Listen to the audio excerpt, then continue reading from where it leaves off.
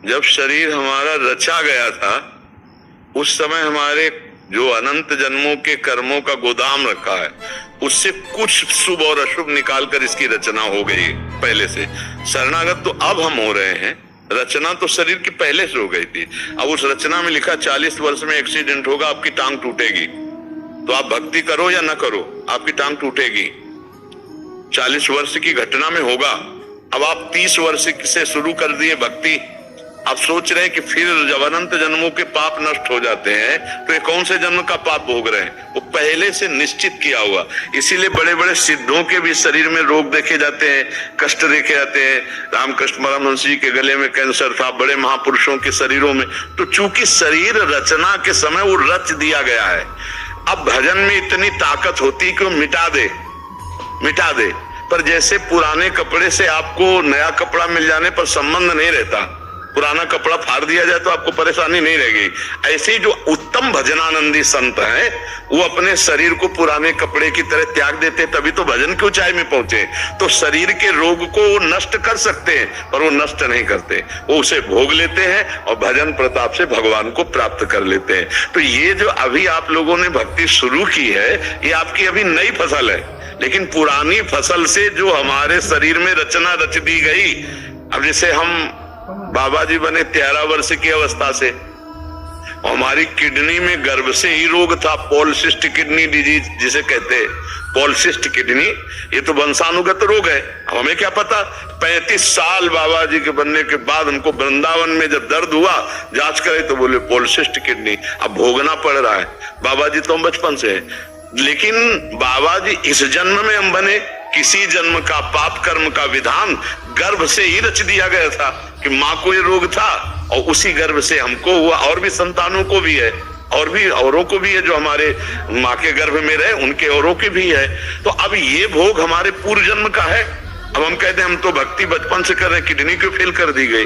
क्योंकि इस शरीर की रचना के समय पहले से ही वो रचा जा चुका है, भक्ति अब कर रहे हैं और रचना का पहले से विधान हो गया। तो हम लोग अब क्या करते हैं कि जैसे अभी भक्ति शुरू की और अभी प्रतिकूलताओं का नंबर आ गया, तो लगता है जब से भक्ति शुरू की तब से प्रतिकूलता शुरू हो गई। एक आदमी पाप कर रहा है और चकाचक आनंद उसके बढ़ता चला जा रहा है क्योंकि उसके पुण्य का प्रताप चल रहा है। और जिस दिन ये पुण्य का प्रताप खत्म हुआ और ये पाप कर्म और पूर्व पाप कर्म मिले तो ब्लास्ट हो जाएगा, नष्ट हो जाएगा। ऐसे ही भक्त का, अब जैसे आप भक्ति शुरू किए, आपका पाप कर्म का हिसाब चला, अब आपको कदम कदम पे विपत्ति, तो लग रहा है भक्ति का फल क्या है, लेकिन चुपचाप सह लो।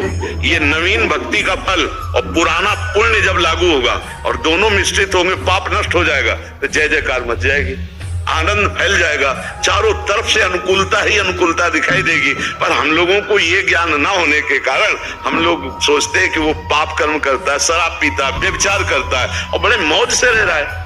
अब आप पूछो कि आपको भजन का फल क्या मिला, तो ये भजन का फल मिला कि हर विपरीत स्थिति में भी हम मुस्कुरा रहे हैं और हम हर समय प्रसन्न रहते हैं। भगवान की शरण में है ना, न मृत्यु का भय है, ना किसी बात की चिंता है, ना कोई, तो एकदम एक आनंद। हमारा दिमाग स्वस्थ है, शरीर अस्वस्थ है। आप लोगों का शरीर स्वस्थ हो या ना हो, लेकिन दिमाग का स्वस्थ रहता है, इसलिए आप परेशान रहते हैं। शरीर भले माना कि स्वस्थ है, लेकिन आप चिंता, सुख, भय, इसलिए तो अध्यात्म में हमें क्या मिला? हमें प्रसन्नता मिली। तो ये कोई न सोचे कि भक्ति निष्फल जाती है।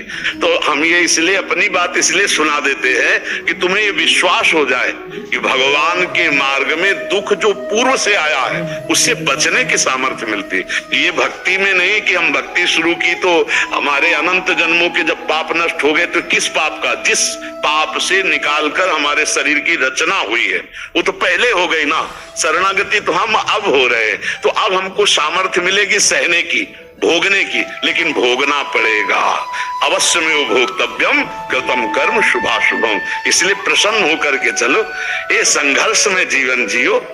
ऐसा क्यों डरते हो कि मतलब विपत्ति और दुख? अरे नहीं, चीर कर आगे निकलो विपत्तियों से। हम भगवान के अंश हैं, हम किसी भी स्थिति में हारने वाले नहीं।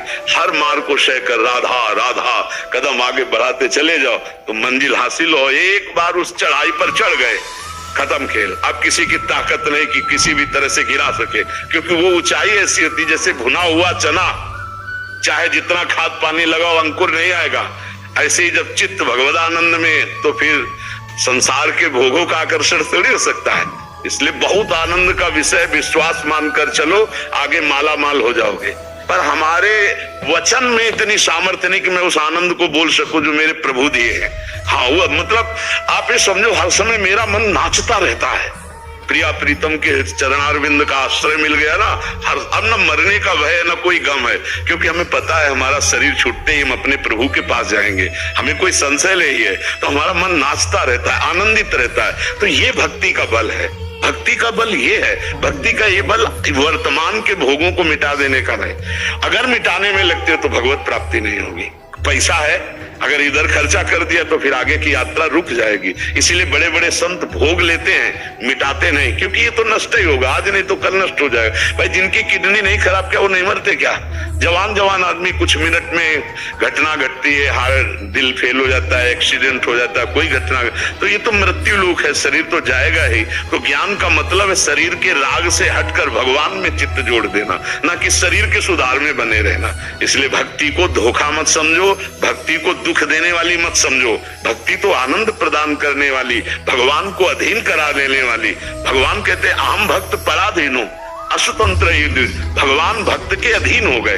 देखो, जहां अर्जुन की पादुका है वहां भगवान बैठे, सारथी बने रथी की। जहां आप सोचो, जिनके चरणों की रखने की चौकी को ब्रह्मा शंकर आदि नमस्कार करते, वो भगवान श्री कृष्ण कहाँ अपने भक्त के लिए कितना झुक सकते हैं। भगवान अहम भक्त पराधीन हूं, मैं भक्त के अधीन हो जाता हूं। तो भला ऐसी भक्ति प्राप्त करके हम दुखी हो सकते हैं? नहीं, कितना भी दुख दे, जितना कष्ट दोगे चुपचाप सहेंगे, किसी से ये नहीं कहेंगे कि भगवान हमको कष्ट दिए हैं। अब आप जैसा चाहो वैसा करो, आप चाहे सुखी रखो या दुखी रखो, हम आपको देखकर आनंदित रहेंगे। जो प्रेम का मार्ग है, अब व्यापार स्वार्थ वो बात अलग है कि हम आपसे प्यार करते हैं, आप हमें सुखी करो। नहीं नहीं नहीं, हम आपसे प्यार करते हैं। अगर आप दुख भी देते हो तो मेरे लिए वो प्रसाद रूप होगा। जो ही प्यारो करे सोई मोहि भावे, प्यारे जैसा चाहे वैसे मुझे रखो। तो इसलिए भक्ति का फल ये नहीं कोई सोचे कि मेरे जीवन में दुख ही नहीं आएगा। दुख आएगा, क्योंकि पहले से निश्चित हो चुका है। दुख सहने की सामर्थ्य भक्ति देगी। एक दुख में कोई नाचे, ये केवल भक्त में होगा, दूसरी जगह नहीं होगा। श्रीवास जी महाराज के घर में चैतन्य महाप्रभु नृत्य कर रहे हैं और लड़का अकेला था, वो बीमार था। वो जे ही पधार गया तो दासी ने कीर्तन में आके कहा कि पुत्र पधार गया। उनका सांस मत लेना, महाप्रभु चैतन्य देव कीर्तन कर रहे हैं, अगर उनके कीर्तन में बाधा पड़ी तो फिर हम अशांत हो जाएं। और करताल लेकर खूब जोर जोर से नाचने लगे। महाप्रभु चैतन्य देव तो भगवान के अवतार है। तत्काल कीर्तन रुका और कहा कुछ बात हो गई क्या मेरे मन में? तो किसी ने बताया कि श्रीवास का पुत्र पधार गया। श्रीवास को देखा तो करताल लेकर नाच। उनका श्रीवास तुमने बताया नहीं कि पुत्र पधार गया?